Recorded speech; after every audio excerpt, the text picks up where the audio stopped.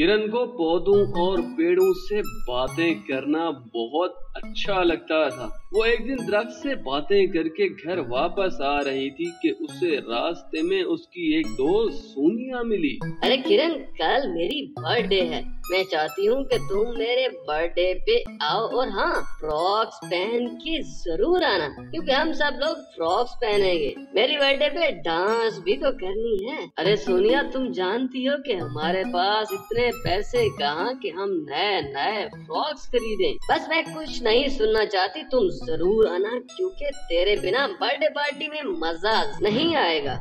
किरण ये सब सुनकर वहाँ से घर वापस आ जाती है और उसकी माँ उसे उदास देखकर कहती है, बेटी तुम क्यों परेशान हो? अम्मी सोनिया का कल बर्थडे है और उसने कहा है कि तुम फ्रॉक्स पहन के आना। मेरे पास फ्रॉक्स कहाँ से आएगा? बेटी तुम तो हमारे हालात जानती हो ना, तुम्हारे पापा बीमार पड़े हैं और मैं लोगों के घर जाके काम करती हूँ। जो कुछ वहाँ से कमाती हूँ, घर का निजाम मुश्किल से चलता है और तुम्हें कॉलेज की फीस भी देना पड़ती है। लेकिन अम्मी मेरे पास तो कोई पुराना फ्रॉक्स भी नहीं पड़ा कि मैं उसे दोबारा सिलाई करके धो के पहन लूं। बेटी कोई बात नहीं, मैं गाँव के मुखिया के घर खाना बनाने जा रही हूँ। वापसी पर कोई सस्ता फ्रॉक मिला तो जरूर लाऊंगी। सच में अम्मी, मेरे लिए फ्रॉक्स आप लाएंगी? हाँ, मैं जरूर तुम्हारे लिए फ्रॉक्स लाऊंगी। अब चलो और अपने आंसू तो पोंछना।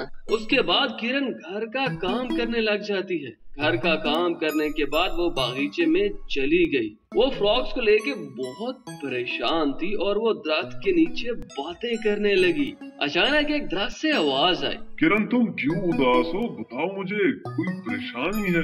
किरण ये सुनकर हैरान हुई और डर गई कि आवाज कहाँ से आ रही है। किरण ने जब देखा तो उस दरख्त से आवाज आ रही थी। किरण पहले तो डर गई और फिर उसने दरख्त से कहा, तुम मेरी मदद कैसे कर सकती हो? तुम अपनी जगह से हिल तो सकते नहीं। लेकिन मैं शायद तुम्हारी मदद कर सकूं, मुझे उससे अच्छा लगेगा। और तुम मेरे साथ वाले पेड़ों का इतना ख्याल रखती हो, वरना लोग तो यहाँ हमें काटने और हमारे फल तोड़ने आते हैं। किरण कुछ देर के लिए सोचने लगती है और फिर सब कुछ उस पेड़ को बता देती है। फिर वहाँ से चली जाती है। किरण जब घर का काम कर रही होती है तो उसे बाहर से एक आवाज सुनाई देती है।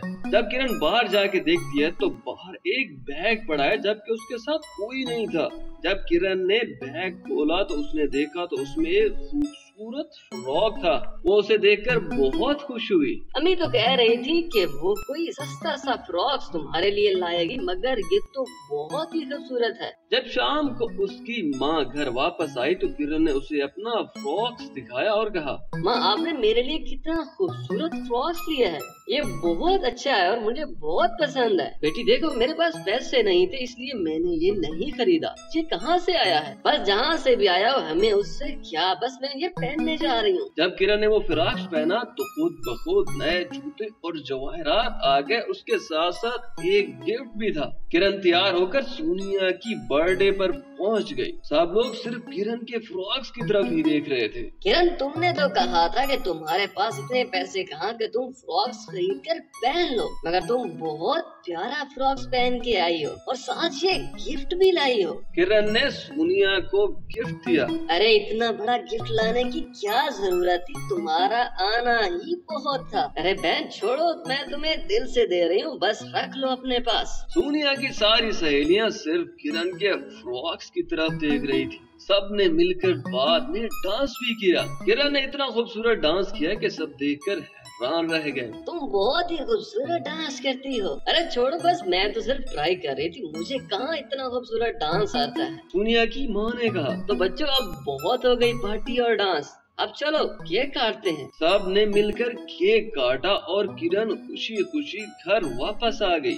जब वो घर वापस आई तो वो सीधा जादुई पेड़ के पास गई और कहा, मैं जान गई हूँ कि सब कुछ तुमने ही किया। मैं तुम्हारी बहुत शुक्रगुजार हूँ। मेरी एक बात याद रखना, तुम फ्रॉक से जो भी मांगोगी तुम्हें मिलेगा। ये सुनकर किरण खुश हुई और उसने दरख्त को थैंक यू बोला और वहाँ से चली गई। कुछ दिन बीत गए तो किरण ने जादुई फ्रॉक से कहा, जादुई फ्रॉक्स मुझे एक अच्छा सा घर बना दो। तो फौरन एक खूबसूरत घर बन गया। किरण अपने बाबा के साथ खड़ी हो गई और और कहा, जादुई फ्रॉक्स मेरे बाबा को ठीक कर दो। बस उसी वक्त उसके बाबा ठीक हो गए और वो खुशी खुशी रहने लगे। तो बच्चों, अगर आपको हमारी कहानी पसंद आई तो हमारी वीडियो को लाइक और शेयर करें, हमारे चैनल को भी सब्सक्राइब कर लें और साथ लगे घंटी के निशान को दबाना मत भूलें, ताकि आने वाली मजे मजे की कहानियाँ आप लोगों तक पहुँच सके।